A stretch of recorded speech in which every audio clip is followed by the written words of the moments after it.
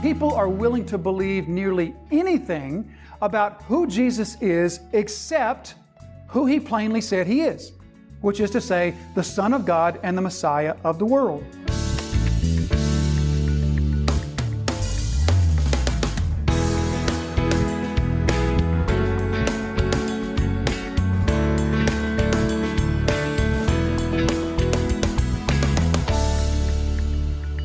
Herod Antipas is at the center of our story today, so we'll be talking about him quite a bit today.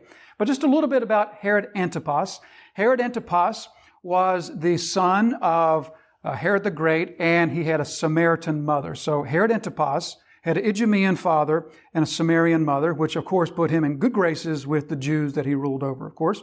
So Herod Antipas was given the area known as Galilee and Perea.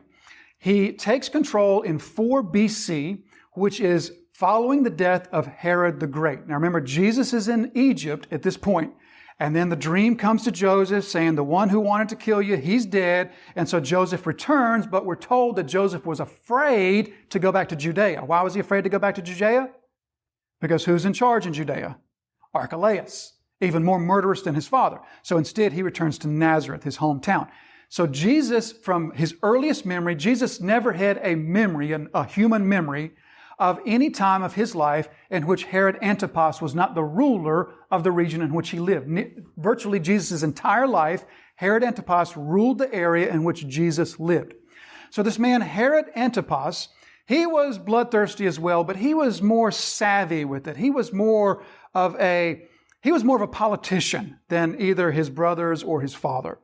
He was smart enough to read people, to know the people that he ruled in such a way as to get what he wanted without necessarily being quite so murderous about it. For example, one of the things that Herod Antipas did was he was the first and only of the Herodian rulers, or the Roman rulers for that matter, who did not mint coins with their image on it, because he understood that that was a hot spot for the Jews. The Jews hated that. They hated having to use coins that had the image of the ruler on it because they associated that with idolatry, and rightfully so. Because we might ask, well, does that mean that our coins today are idolatry? No, it doesn't, because it's a totally different context.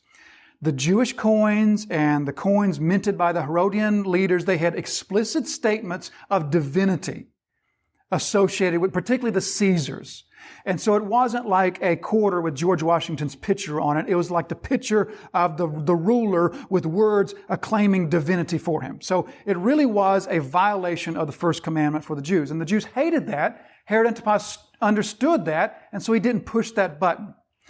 He accomplished a number of things. He built some cities. Tiberias was the best known city that he built. Tiberias, of course, we recognize that the Sea of Galilee was really named the Sea of Tiberias. That was the more common name, because that city was on the Sea of Tiberias. So Herod Antipas, he rules for about 43 years. And as we noted earlier, Mark calls him King Herod. Now, what's the big deal there? Here's the thing. When Herod Antipas was given his kingdom by Caesar Augustus, he petitioned Caesar Augustus for the title king. Caesar Augustus denied it, and Herod Antipas seethed over that for the rest of his life. Herod Antipas was a man that was extremely interested in what people thought about him. That was what made his boat float. His besetting sin, as we'll see through the passage, his besetting sin was the fear of man. He was extremely concerned about what people thought of him. And so he wanted the title King Herod. Caesar knew that, and to keep him in check, denied him the title. Now, later on, about the year 36 or 37, another Herod, we'll get to him in just a minute, another Herod's going to come along by the name of Agrippa. Agrippa was one of the grandsons of Herod the Great. Agrippa is going to be given a kingdom by the Caesar that's in charge then, a man by the name of Gaius. And Gaius is going to give Agrippa the title, you guessed it, King Agrippa, because he's referred to as King Agrippa in the Acts. So Agrippa, the grandson or the nephew of Herod Antipas, is going to be given the title king, and that's going to sit even worse with Herod Antipas now. And so he will go back a second time and petition the Caesar once again for the title king. And he's going to do all that at the prodding of his wife, Herodias. We'll talk about her in just a minute. So he's going to go, and in the midst of going there, his nephew, again, Agrippa, is going to convince the Caesar, Gaius, he's going to convince him that Antipas is plotting a revolt because he's got an army built up. We'll talk about his army in just a minute. That'll come into play when we talk about Herodias. But he's going to convince Agrippa, the nephew, is going to convince the Caesar that Antipas, he's planning a revolt when he really wasn't. So he comes and he pleads with the Caesar, the new Caesar, once again, please give me the title of king. Well, not only does he not give him that title, but he then takes his kingdom from him and banishes him to Gaul as well as his wife Herodias. Now we see why it is that Mark calls him King Herod, don't we? Because Mark is writing to Romans, and nobody knew the story like Romans.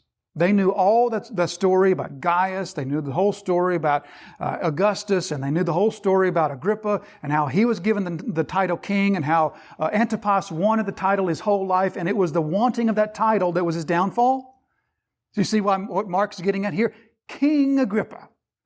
And then later on, he's going to make sure to throw that king in one more time, and twice he's going to say, I'll give you up to half my kingdom. He didn't have a kingdom. He wasn't a king. And so Mark is making this sort of backsided sort of stab at him. You see how just beautifully the Word of God is put together. So this man Agrippa is the ruler over Galilee and Perea during Jesus' lifetime. He will be the most significant of the Herods in all of the New Testament. He will make 3 very important appearances. This is one in connection with the execution of John the Baptizer. He will make another very important appearance when Jesus makes that reference to him, when the Pharisees come and they say, do you know that Herod's plotting to kill you? And Jesus will, for the only time in all of Scripture, make a pejorative statement about a person. He'll say, you go and tell that fox this and that. Okay, that's this Herod Antipas that he's speaking of.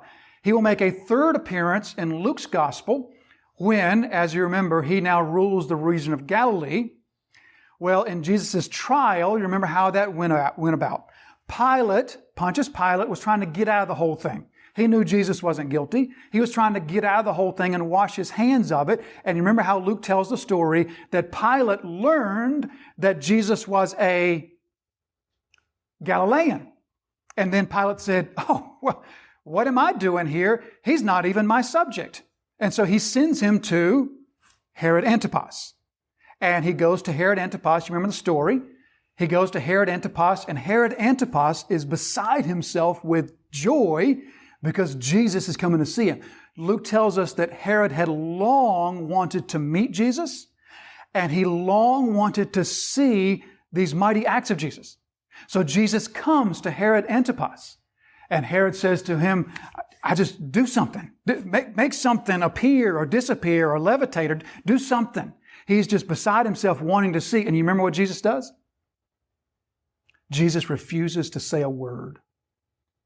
Now, that in itself, that's a whole sermon in and of itself. If somebody wants to write a sermon about that, that's a good one. The Son of God, the Messiah of the world, is standing before him, and Jesus refuses to say one word to him. That's profound. So Jesus refuses to speak. Herod finally gets tired of that game, sends him back, dresses him in funny clothes, sends him back with a message saying, he's a moron, but he's innocent. So then he comes back to Pilate, and Herod dumps him back onto Pilate's lap. That's the third appearance of Herod Antipas in the Scriptures. So he's the most significant Herod. He makes the most appearances in the Scriptures. So we'll return to Herod Antipas just a little bit because he's at the center of the story today. But just real quickly, let's just see and recognize the other 2 Herods that are found in Scripture. The fourth Herod would be Herod Agrippa. Herod Agrippa was one of the grandsons of King Herod the Great. Herod Agrippa is the one who shows up early on in Acts. Remember, he's the one who kills James.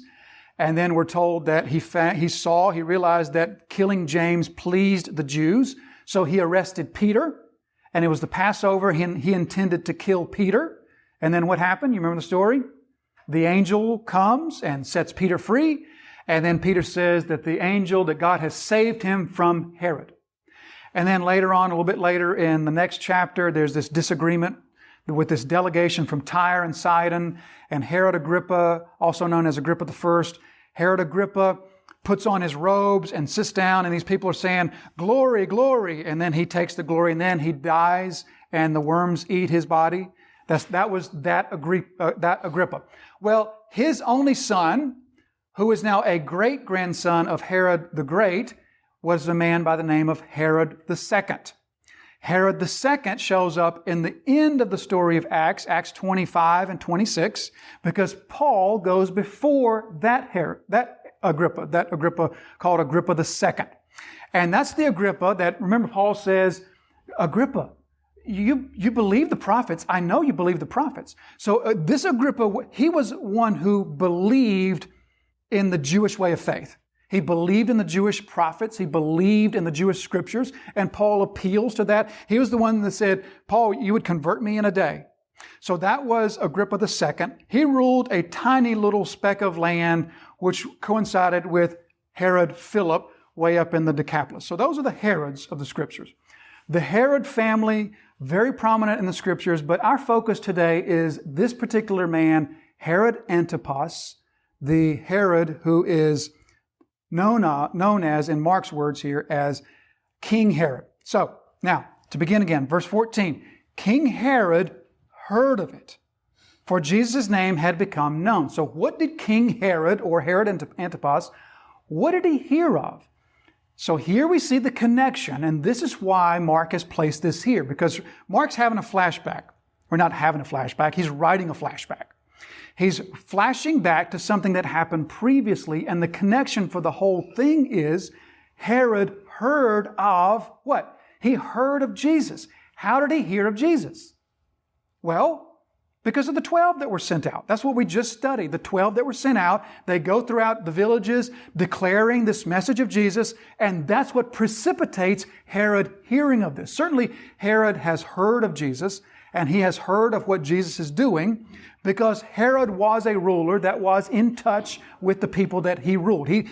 Things didn't slip by him. So he had certainly heard about Jesus, but now he's hearing a whole lot more because of the 12 that were sent out previously. So that's how the whole thing is connected. So Herod heard of it, for Jesus' name had become known.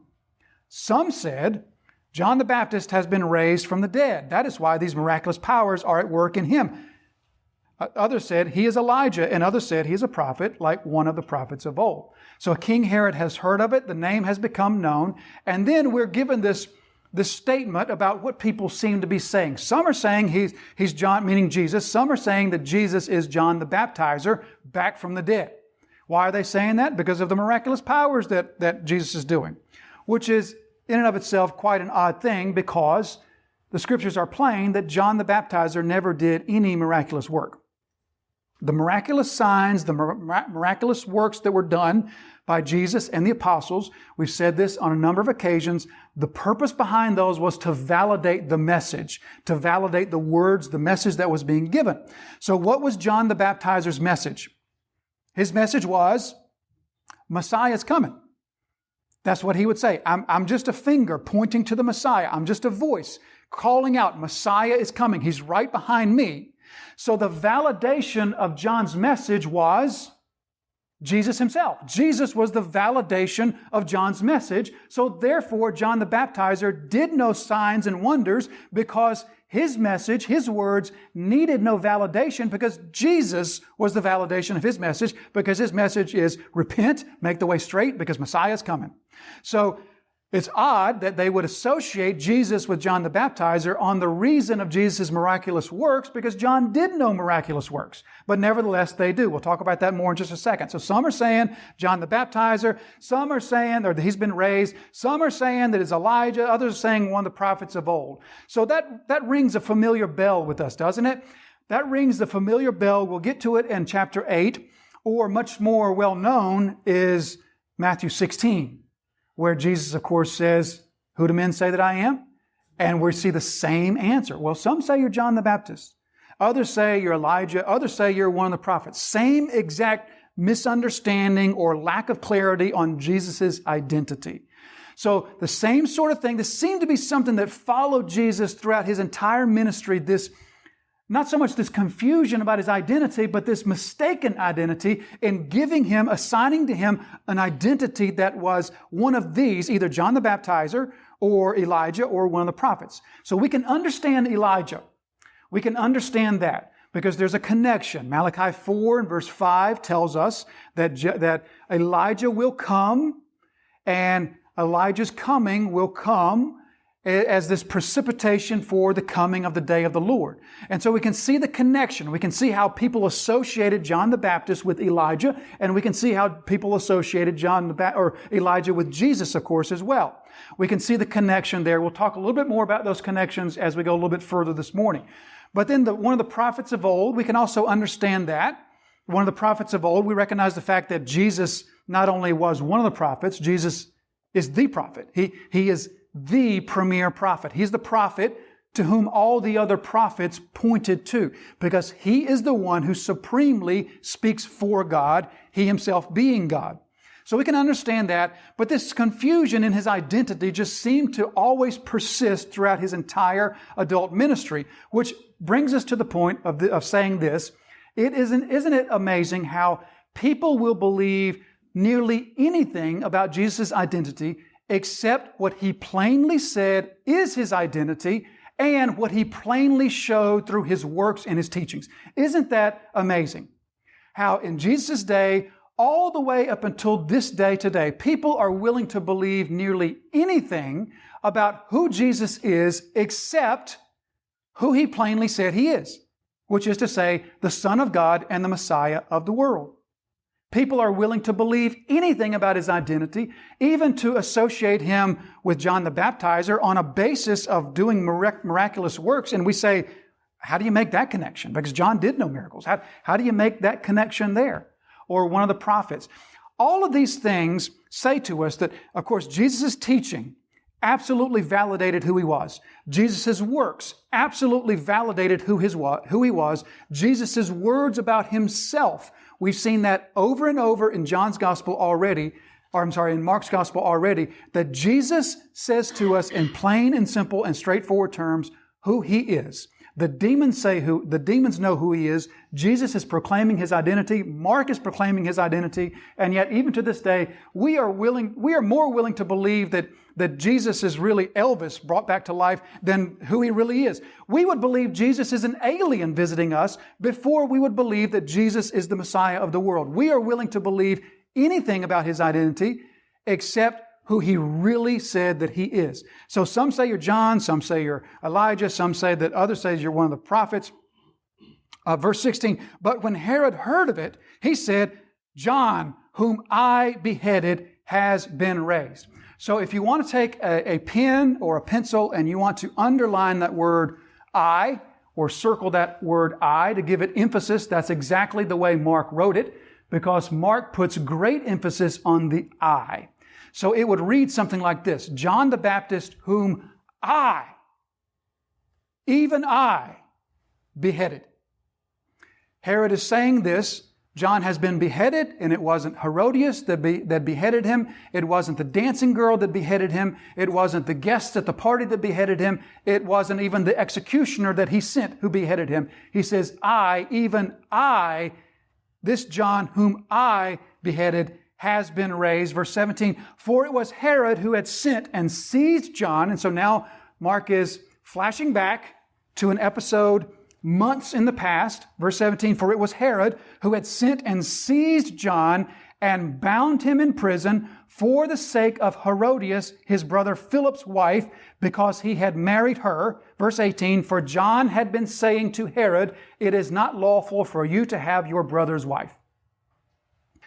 So we're familiar with that part of the story. Herodias, here's another Herod figure, only this time it's a female, Herodias, and the fact that John had been proclaiming that this marriage wasn't lawful, and they didn't quite like that too much, so that's why they threw him in prison. Some say that John the Baptizer was in prison for even up to a year prior to his beheading.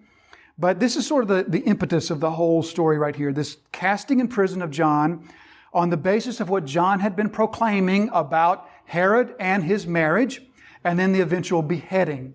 And we'll talk more about the beheading and the circumstances of that. That'll fall into play next week.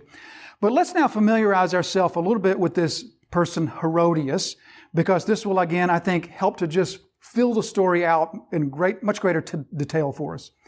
So Herodias was, of course, as we see, married to Herod at this time. Herodias was a granddaughter of King Herod. So you're probably faster than me. You've already put together the fact that Herod was her uncle. She was married, as the text says, to Herod's brother Philip. So if you're still putting this together, if you're still putting two and two together, it means that her first marriage was also to her uncle. You see how the story is getting more and more disgusting as we go. So she had been married to Uncle Philip. Uncle Philip was her half-uncle. Herodias, again, she was a granddaughter of King Herod the Great. Just by the way, her grandfather, or I'm sorry, not her grandfather, her father was one of the three that Herod the Great killed, one of his first three sons. So her father was killed by her grandfather, and her grandmother was the favorite wife of Herod, whom he also killed. So her father was killed by King Herod, or Herod the Great, and her grandmother was also killed by her grandfather. Isn't this a really pretty picture of a nice little sort of 1950s Mayberry family, right? So this is the world in which Jesus lived. We could absolutely make a movie of this and people wouldn't believe it because it'd be too far of a stretch. It'd be too much intrigue and too much moral grossness to the whole thing. But this is the actual story in which this took place. This woman's father and grandmother were murdered by her grandfather. She, now a granddaughter of Herod the Great, first of all, marries her uncle Philip.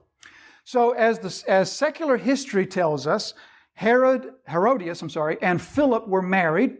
And Philip, you remember, was the one who got the tiny little kingdom up in the Decapolis. And he wasn't really making a whole lot of himself. And in fact, Herod took him out of that rulership role pretty quick and returned him to just a regular citizen of Rome status. So as the story goes, the secular history story goes, Herod Antipas, the center of our story today, wanted to visit brother Philip in Rome. So Antipas goes to visit brother Philip there in Rome, in which time he meets his niece, Herodias, also his brother's wife, Herodias. They meet, and we're told by secular history that they fall in love at first sight. Now you, I am sure, are just as biblically astute as myself enough to know that the Bible teaches us that there is no such thing as love at first sight. Does not exist. Never has existed. There's no such thing as love at first sight. There's lust at first sight. And there's interest at first sight. But love understood properly cannot possibly exist at first sight by its very nature. So there's lust at first sight, and interest at first sight, and intrigue at first sight, and desire at first sight. And so which of those happened? Well, probably some lust at first sight. But here's the other thing that's probably going on at the same time. You remember Philip, who was a little bitty ruler of a little bitty kingdom, who now is the ruler of nothing? Here comes Uncle Antipas, who is not only still a ruler, he's the ruler of a much bigger kingdom. That's what I think was really going on between Herodias and Antipas. I think that there was some lust going on, and I think that there was the opportunity for power, a power grab. And so Herodias and Antipas get together and they say, let's both rid ourselves of our present spouses. So Antipas at the time was married. He was married to the daughter of another king, a king by the name of Aretas. The story just gets better and better. Wait till next week. But he was married to the daughter of a king by the name of Aretas. He was the king of Nabatea, which was the kingdom of Arabia. It bordered Antipas's territory. So he had married the daughter of an Arabian king. He puts her away. Now you can guess the next part of the story. Daddy didn't like that too much. And so when your daddy is a king and another king mistreats daddy's daughter, what do? You go to war. And that's exactly what they did. He raised an army, brought an army against Herod Antipas. Herod Antipas raised another army, and they fought, they warred, and they battled for the rest of Antipas's rule. Which explains the reason why Herod Antipas had an army when he went to talk to Caesar Gaius. And his nephew Agrippa fooled the Caesar into thinking that the army is because he's about to revolt against you, when it was really this other war going on with the Arabian king. You see, tons of intrigue in the story, right? Did you know that there was this much behind the story? So he puts his first wife away. Herodias puts Philip away, and then they get married.